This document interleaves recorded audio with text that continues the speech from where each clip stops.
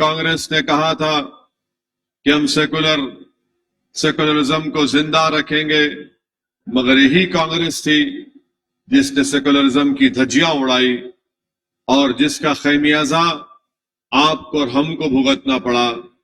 चाहे वो हाशिमपुरा में कत्लेआम हो, चाहे मलियाना का कत्लेआम हो, चाहे नेल्ली का कत्लेआम हो, चाहे गुजरात के फसादात हो, या मुंबई के फसादात हो, या हैदराबाद में 1990 का बदतरीन फसाद हो, या फिर बाबरी मस्जिद को दोबारा तामीर करने का उनका वादा। तो याद रखिए, कांग्रेस की तारीख उनकी बेवफाइयों से भरी पड़ी है।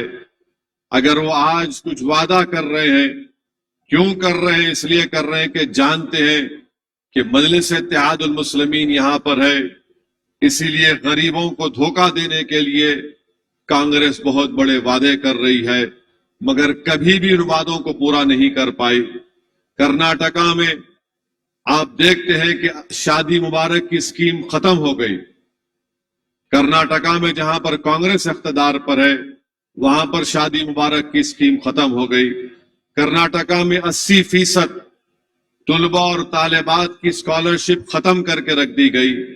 तो इसीलिए इनकी ये बातें हैं, इलेक्शन के सामने करते हैं, मगर हकीकी तौर पर कभी इस पर अमल नहीं होता। और मैं आपको जिम्मेदारी के साथ कह रहा हूं कि मलकपेट में इंशाअल्लाह ताला चौथी मर्तबा अहमद बलाला एमएलए बनेगा और इंशाअल्लाह ताला 40,000 के वोटों से ज्यादा मेजॉरिटी से अहमद बलाला की कामयाबी होगी। ये जो कांग्रेस का उम्मीदवार यहां पर आया है, ये वापस चला जाएगा। जो काम करता था वो काम करने वापस चला जाएगा, क्योंकि बहुत अवाम के ये बकाया बाकी है। तो वहीं पर वापस चले जाएंगे। बड़े जोर शोर से आए थे और इंशाअल्लाह ताला बड़ी गुमनामियों के वादियों के से गुजर कर मलकपेट छोड़कर इनको जाना पड़ेगा। जहां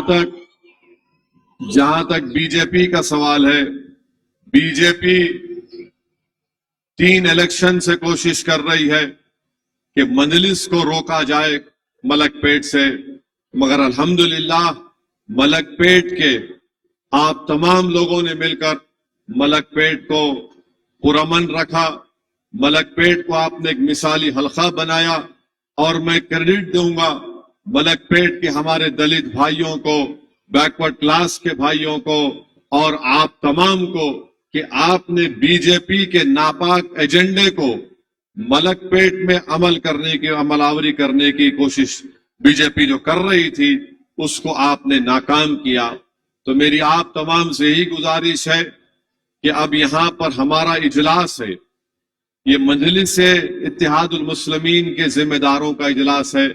तो आप यहां से पूरे एतमाद के साथ उठकर यहां से आप रवाना होंगे और ये तय करके उठेंगे कि हम 30 तारीख के दिन अपना एक वोट का इस्तेमाल करेंगे।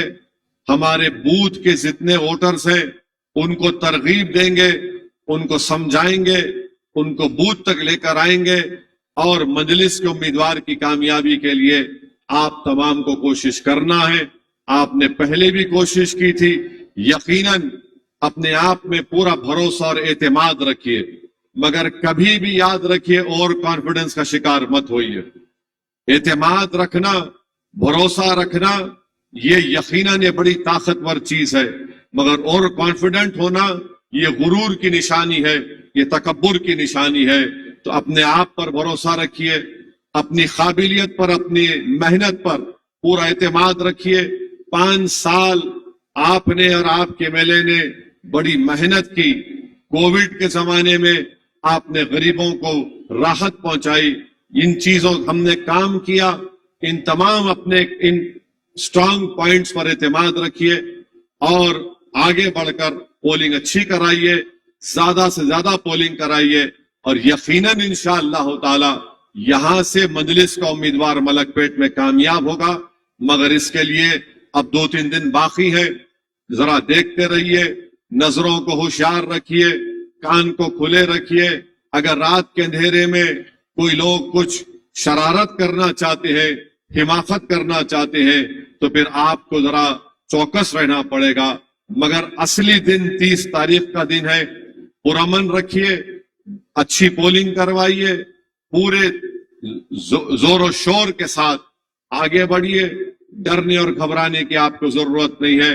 اللہ ہمارے ساتھ ہے، جماعت ہمارے ساتھ ہے، ہمارے محنت ہمارے ساتھ ہے. ہم نے جو کام کیا وہ عوام کے سامنے ہے.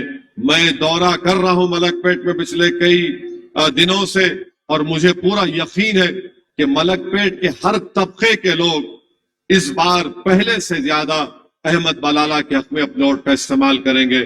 بہت بہت شکریہ. السلام علیکم ورحمۃ اللہ.